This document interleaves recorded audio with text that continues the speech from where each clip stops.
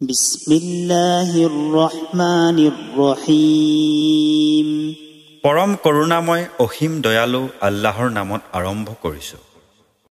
ইন্নাল্লাযীনা কাফাৰু সাওয়াউন আলাইহিম আআনযাৰতাহুম আম লাম তুনযিৰহুম লা ইউমিনুন।